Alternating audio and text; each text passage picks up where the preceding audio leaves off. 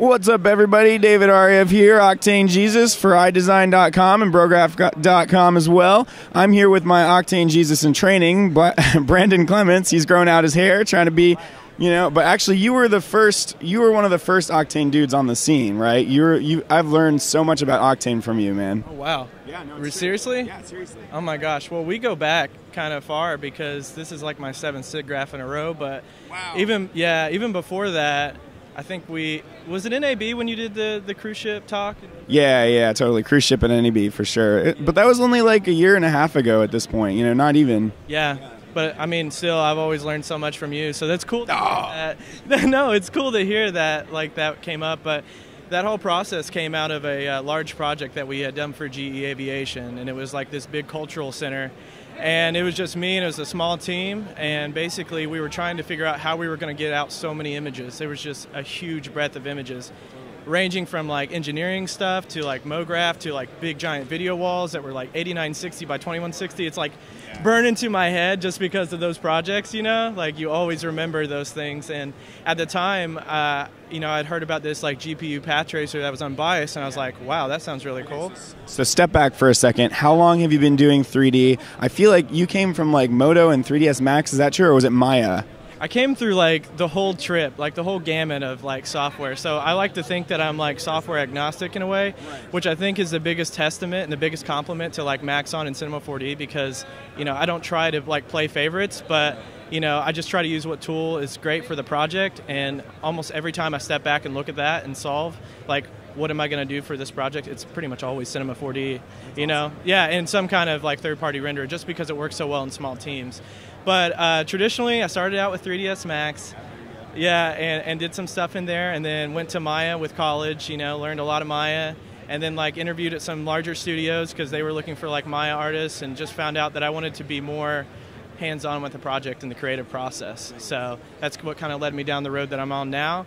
But yeah, also worked in Moto at an engineering firm. It was great. I loved Moto, and then got into Cinema 4D there. I think 11.5 was like the first Cinema 4D that I got into. So you've been in the game for a long time, and it's crazy to me. You're like this technologist. You've got your hand in so many pots. But it's cool that, do you gravitate towards Cinema 4D? Do you feel it's the easiest to use? I mean, or are there all these other features you see in all these other programs like Moto? You're like, I wish they would take the modeling from Moto and use it here, and that kind of stuff. Yeah, I feel you there. I think really what it was with Cinema and what Maxon was concentrating on was building like these modules and tool sets for designers to be able to easily recognize with icons like, oh, I'm going to be using the MoGraph and the cloner, and just visually like in that language in the software. That was the first time I ever saw icons that were representing the tools so well. And that's reminiscent of some like design software that we've done with Adobe, and I think it was just such a huge door and an open gateway for everyone to get into CG and the 3D and to start working and banging out projects really quickly. And I mean, even like physical render and everything, like I love all that stuff, and we used it heavily in that engineering workflow, like where I was working at that firm. And I just can't say good enough stuff about it. But I will say that I was like super hesitant to get into it at the time. I had preconceived notions about the software. And it seemed like maybe a kid's tool or something, right? Yeah, it seemed, well, I was in Maya, and I was building everything myself, right? Like, there were no like modules. I was building everything up, and I was creating scripts at the time to do that stuff, and that's the jobs I was interviewing for, was to build those tools. And then I looked at Cinema 4D, and I was just like, well, I think it's for people who aren't quite so serious. But then I actually got into it, and I was like, wait, I was wrong. It's actually trying to help the artist, which was new to me. It's actually extremely deep. It just has a friendly vibe. It has a good user interface. So we assume it's not as professional, but it's actually extremely deep, which is like it's the best of both worlds. And those are the tools that I gravitate towards. Like Octane for me, even though there's not as much training as I would like, it's pretty easy to get a handle of what all the buttons do. It's not overcomplicating things. Stuff like Speed Tree, for instance, that's maybe obscure, but I've used that before, and it's like, designing trees, it makes that extremely easy, but it's still, you can still get under the hood, make whatever kind of stuff you want, but then it just makes it faster when you've got a good user interface. And I've never felt that I've had control over the image like I do when I'm in that suite. Like when I'm in Cinema 4D, I feel like I know what I'm doing and I can have full control over everything. When I was using some of those other tools, maybe not so much, or it took me longer to actually get to the end result that I wanted. So, and I'm actually starting to explore Houdini a lot more in production. So I don't. Hard, though. Yeah. So I just try to focus on the principles and try to spread as much as I can like wildfire through this industry. Do you find that it's like, I feel like if I were to try to learn all these different software packages, I start to like dilute my ability to get better at the art? You know, I'm like, there have been many times where I've like, oh, I need to jump into Houdini because that's the best FX package, you know, but then I just get stuck in learning mode forever, where I'm like banging my head against the wall versus, okay, wait, I already know Cinema 4D really well and other people are making amazing art in it, so I could just dig deeper into this, learn Turbulence FD and X Particles instead of like Houdini's like Pyro stuff and stuff like that, and then, you know, my art would potentially be better for it because I'm not spending all these extra hours learning. How do you approach like learning a new software package? Because that's really intimidating to me. I would much rather like sit there and watch tutorials in something that I'm already comfortable with, because then I can absorb them much more quickly. Right. Yeah, dude, that's great. That's a great school of thought, because what I try to do is not learn a technique ever and just try to understand like why and how am I doing these things. It took me the longest time to understand like where even like procedural noise came from in computer graphics. Like, why did we invent like all these noises and these noise fields and stuff when we could be using textures instead? Is that what you mean? Yeah, exactly. Like, why do we have like these purling noises? Like, why did that come apart? And if you look way back in like the books and everything, like if you read, it was just to create like random generation of noise and things. So when you understand like that level of simplicity, you can get really complex and you can start building things that maybe you didn't know before. So I always like to go back to like the Photoshop fire text. I think it's like a meme on YouTube where someone's going to go and they're like, oh, I want to like learn how to create fire text in Photoshop. Yeah. And you have no idea why you're applying all these filters and these noises, and you know, but at the end you have fire text and you can create fire text on everything. But what about if you wanted to do smoke? Well, at that point you feel completely lost. So that's what I always try to avoid when I'm trying to teach myself something, is what's the baseline understanding of everything. And that's, you know, easier said than done.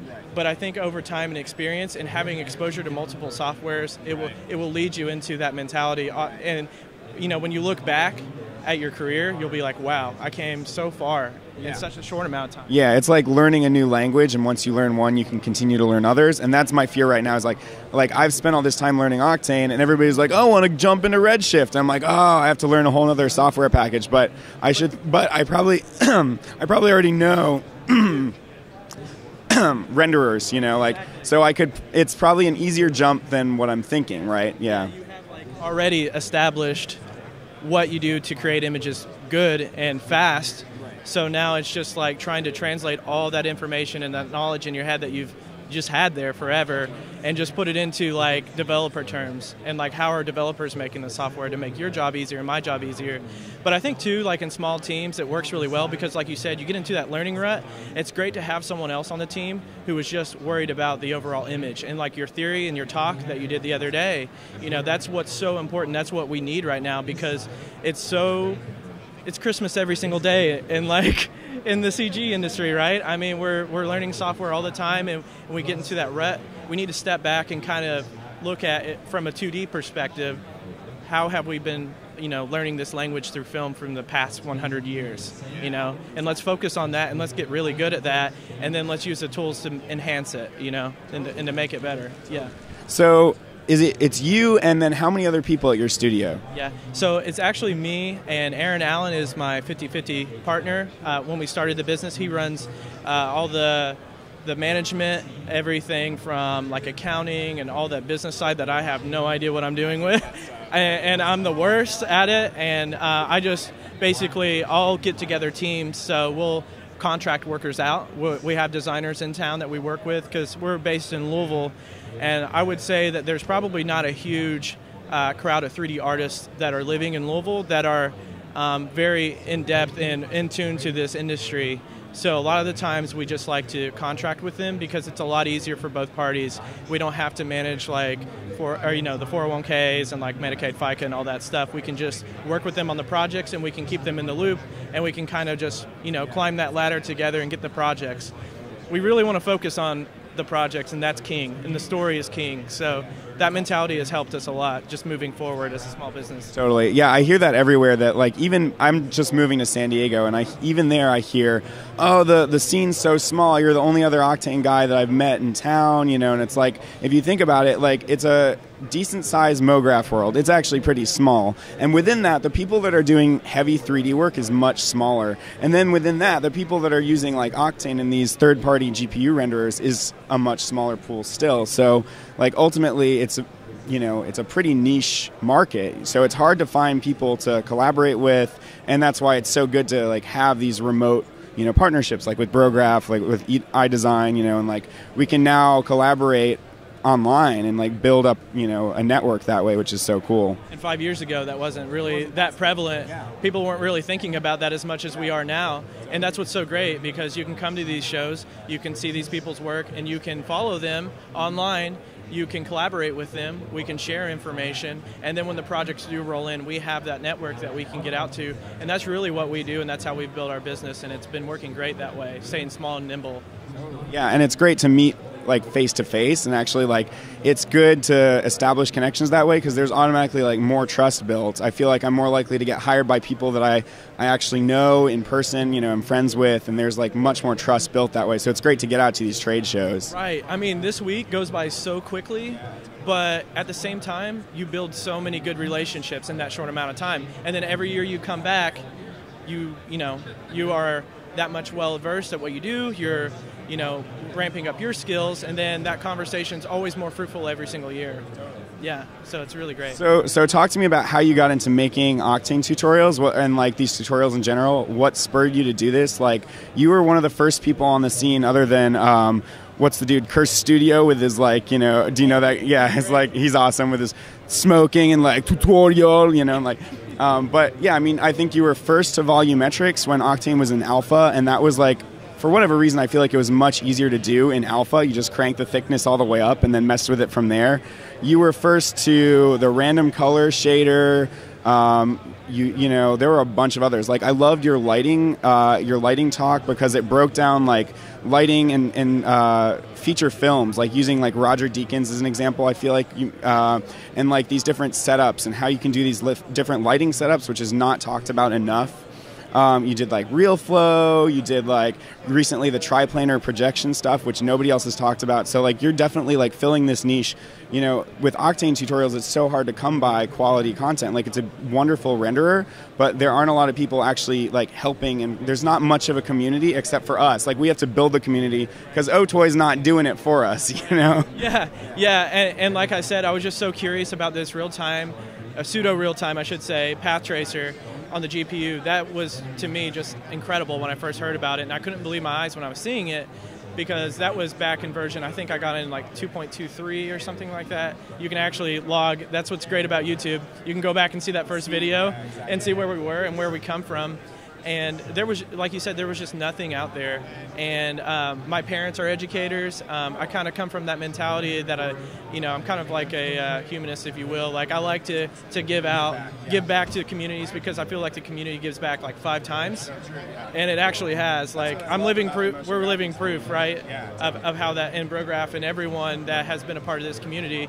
And it's great that Maxon realizes that too. They know that. And they actually help us as well. They inspire it. Yeah, Grayscale Gorilla, Maxon, EJ, all of these companies like inspire, Yeah, of course. Like, I forgot about all the OG guys, of course, but I mean, they've been there helping us since day one.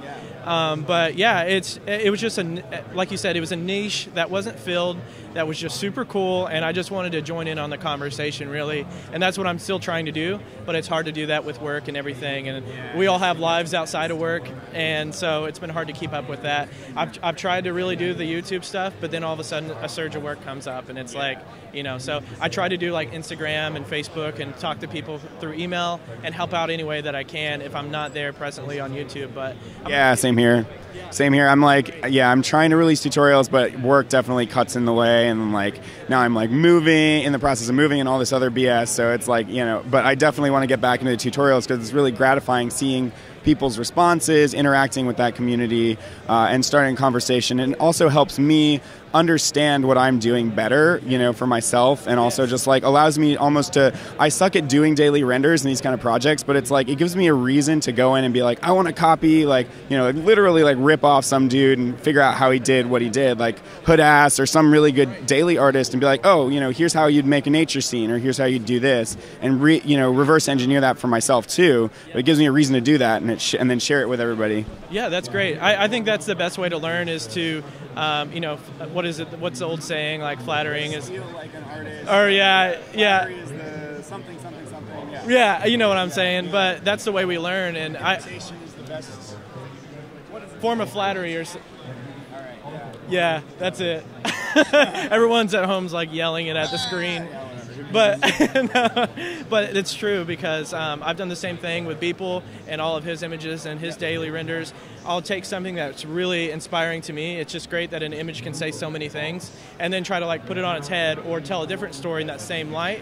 And that's great. It's a great way to learn. It's a great way to build your tools. But it's funny that you said that you get more back from the tutorials, because I feel the same way. And I think it's a stigma that people think that like when you do tutorials that you have like this unreachable you know, knowledge level or something, but it's all about we're just like one step ahead. You know? I think we're all just solidifying it, and then we're sharing it with the community, and there's no platform there at all for me. So it's so gratifying to hear back from people, and for them to also let me in on stuff that I didn't know about, you know, and that's great, and I welcome that like every time that I post a video. Yeah. People will be like, "Oh, you're clicking the wrong button here, dude. You could do it faster." I'm like, "Oh, okay, cool." Yeah. Like, thank God for letting me know about that. Yeah.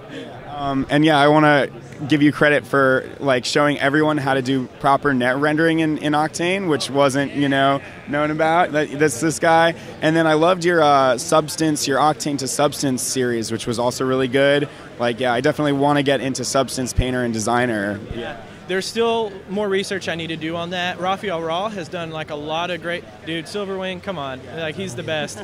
But there's a lot of like principles I need to go back and like figure out and kind of reverse engineer from like everything. The PBR talk here at Siggraph was amazing. Who did that talk? Well, there was a lot. There was like Infinity Ward, Solid Angle came up and talked about energy conservation, which is something that I thought we had figured out. Come to find out, we don't know everything, you know, and there's still a lot more that we can do and improve in rendering. But, you know, you just look at these images that people are putting out and you're just like so entranced by the photorealism there. You're just like, how can this be a render? But then you look at the scientific background and like the data there, and it's just like, we're not close yet, but we're getting there.